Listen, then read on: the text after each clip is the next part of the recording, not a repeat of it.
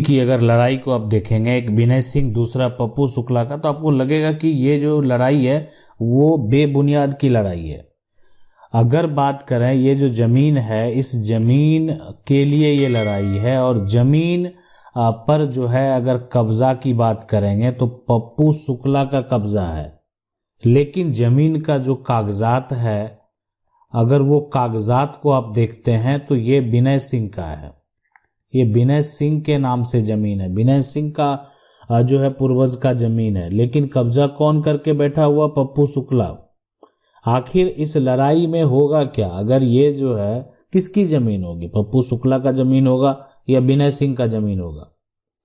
लेकिन आखिर जो कानून है, हमारा कानून क्या कहता है और कैसे हम इसका कब्जा को जो है ये खाली हो सकता है? ठीक है, मान लेते हैं ये विनय सिंह के पास उतना जो है पावर नहीं है जो इस जमीन को जाकर खाली करा ले। सीधी सी बात है, पावर रहने के बावजूद भी लोग डरते हैं, इसलिए कि जो सामने वाला व्यक्ति है, अगर मान लेते हैं वो किसी प्रकार का कोई चोट पहुंचाने का प्रयास करता है तो नुकसान किसका होगा? विनय सिंह या उनके परिवार का।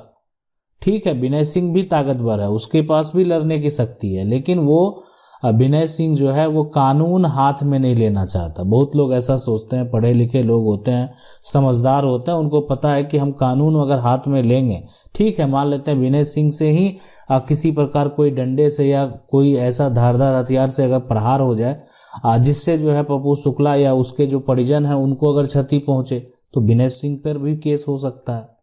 ठीक है, तो इसीलिए कभी भी कानून हाथ में नहीं लेना चाहिए और प्रयास करना चाहिए कि आखिर आपको इसका कानून मालूम हो, आपको क्या विकल्प आपके लिए बचता है और आप क्या स्टेप ले सकते हैं, आप कहाँ जा सकते हैं, क्या कर सकते हैं, कैसे क्या प्रक्रिया है, तो उसको समझना बेहद जरूरी है। तो चलिए समझते हैं। सबसे पहले देखें दोनों की लड़ाई में जो एक फाइनल बात अगर बोला जाए, ठीक है, कि जमीन पर कब्जा पप्पू शुक्ला का है, लेकिन जमीन का मालिक जो है वो विनय सिंह है। जमीन पर कब्जा जो होता है वो उसके कई एक आधार हो सकते हैं। पहला ये हो सकता है कि इस कब्जा का 12 साल से जो है अधिक समय हो चुका है और विनय सिंह आज तक इस जमीन को ढूंढने नहीं गया। अब आज आपकी संपत्ति है, कोई संपत्ति अगर आपके संपत्ति पे आकर घर बना ले, मकान बना ले या खेती करना शुरू कर दे, तो आप 12 साल तक उसको देखते तो नहीं रहेंगे, आप कुछ ना कुछ एक्शन तो जरूर लेंगे। लेकिन अगर आपने एक बार एक्शन ले लिया, ठीक है, फैसला 15 साल बाद हो, आपके पक्ष में फैसला होगा। 12 साल से अधिक समय से मान लेते हैं संपत्ति है और आज आप उसको ढूंढ रहे, ठीक है, आज भी वो आपकी संपत्ति है। कानून ये नहीं कहता है कि जो जमीन पे कब्जा किया हुआ संपत्ति उसकी हो जाएगी, कानून ये नहीं कहता है। कानून सिर्फ उसको एक अधिकार दिया हुआ, यानी वो एक एडवर्स पोजीशन का दावा कर सकता है, प्रतिकूल कब्जा का दावा कर सकता है। 12 साल से अधिक समय से है, आप तो ढूंढने नहीं गए उसको, तो उसको एक अधिकार दे दिया गया। देखें 12 साल से है, लंबे समय से है, आप उसको हटा नहीं सकते हैं। आप जो है एक तरह से वर्चस्व दिखा के नहीं हटा सकते, वो हटेगा, ठीक है, कानूनी प्रक्रिया के तहत हटेगा, उसका भी बात सुना जाएगा, उसका भी पक्ष जो है रखा जाएगा, आखिर वो क्यों है, क्या कारण है, क्या वो जमीन पर से उसको हटाना चाहिए या जमीन का मालिकाना हक जो है उसको दे देना चाहिए। तो वो डिपेंड करता है कि जो फैसला क्या होता है। लेकिन अधिकांश जो फैसले हैं, जो सुप्रीम कोर्ट के फैसले को अगर देखा जाए तो जो संपत्ति का मालिक है ना, संपत्ति का जो मालिक है ना, उसी के पक्ष में जो है फैसला होता है।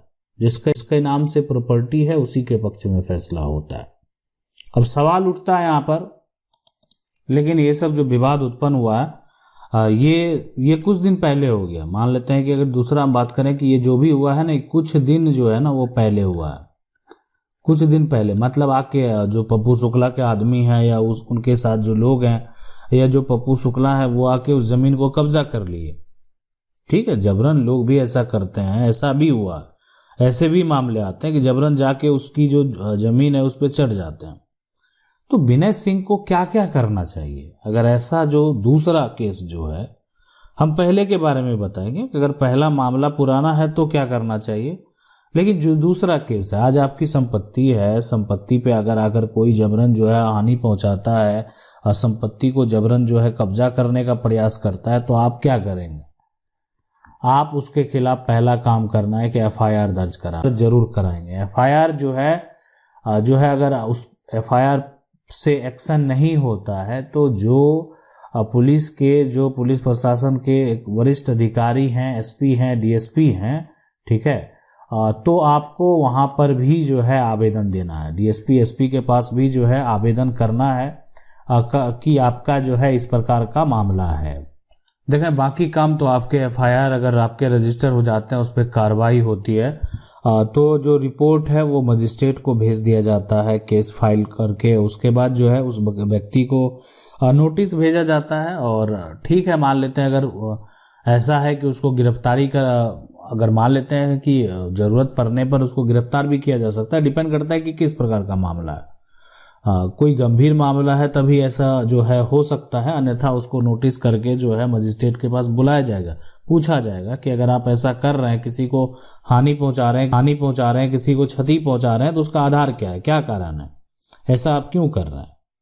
तो बहुत सारे रीजन हो सकते हैं। देखें, एक हो सकता है, ठीक है, मान लेते हैं पप्पू शुक्ला का जो है इसके साथ जो है प्रॉपर्टी में नाम जुड़ा हुआ है, परिवार का सदस्य है, लेकिन देखें परिवार का सदस्य और अन्य व्यक्ति में काफी डिफरेंस है। दोनों जो है, अगर हम दोनों का एक अंतर बता दें आपको तो बहुत सारे अंतर हो सकते हैं कि एक तो परिवार का व्यक्ति है तो वो हिस्सेदार हो सकता है। तो ये जो मामला हो जाता है वो काफी डीपली चला जाता है कि आप जो लड़ाई लड़ रहे हैं ना, अगर आपकी लड़ाई कोई भी 2 साल में अगर खत्म होना है, ठीक है, जो कि अन्य व्यक्ति के साथ है, 2 साल में अगर खत्म होना है, तो जो परिवार का विवाद है तो उसमें 4 साल लग सकता है ना। इसलिए कि अगर मान लेते हैं पारिवारिक आपका विवाद है तो उसमें परिवार को कितना शेयर मिला, किसको कितना हक मिला, आखिर वो परिवार का सदस्य क्यों दावा कर रहा है, हर तथ्य को देखना, हर रिपोर्ट को जानना, उसके बाद जो है उसका एक फाइनल प्रक्रिया होता है। लेकिन यहाँ पर ये व्यक्ति जो है, इसका इस जमीन से कोई लेना देना ही नहीं है, इसको इस प्रॉपर्टी से कोई लेना देना नहीं है। ये सिर्फ क्या कर रहा है, अपना वर्चस्व दिखा के संपत्ति पे कब्जा कर रहा है। तो उस केस में तो इस पे एक्शन होना तय है। लेकिन अगर एक लंबे समय से रह रहा है तो ये व्यक्ति क्या कर सकता है, ये व्यक्ति अपने बचाव के लिए, ठीक है, मान लेते हैं कि अब जो दूसरा केस है कि विनय सिंह के पास तो कागजात हैं ही, 12 साल से अधिक समय से ये रह रहा, तो ये अपने बचाव के लिए जो है ये दावा कर सकता है प्रतिकूल कब्जा का, है ना, प्रतिकूल जो है कब्जा का दावा कर सकता है, यानी एडवर्स पोजीशन का दावा कर सकता है। ठीक है, उसको अधिकार है, केस फाइल हो गया, ये भी अपना पक्ष जो रखने को तैयार है कि आप लंबे समय से हम इसका उपयोग कर रहे हैं।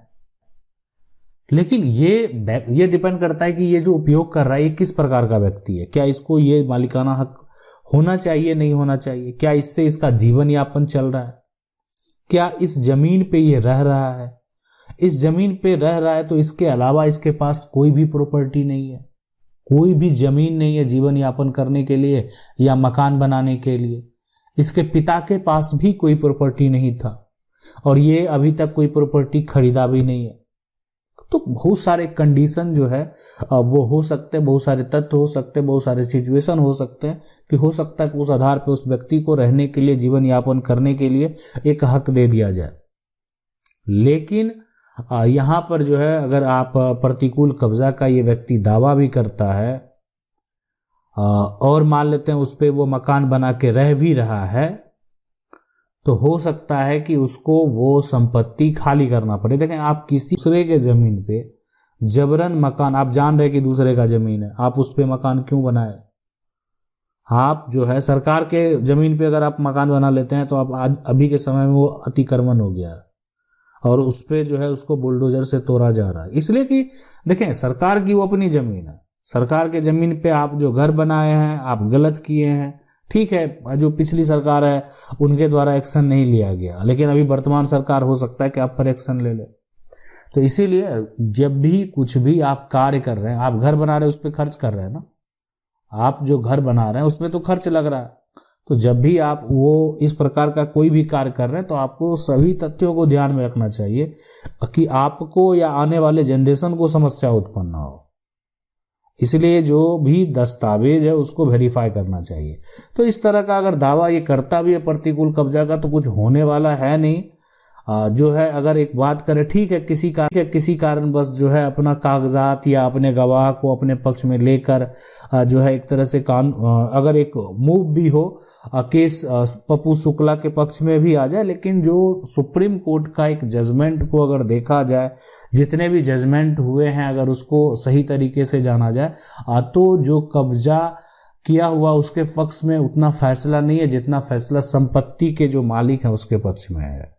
आशा करते हैं वीडियो अच्छा लगा होगा। वीडियो को लाइक जरूर कर दे, चैनल को पहली बार देख रहे सब्सक्राइब करके जो बेल आइकन है उसको जरूर दबा ले। मिलते हैं अगले वीडियो में, तब तक के लिए जय हिंद।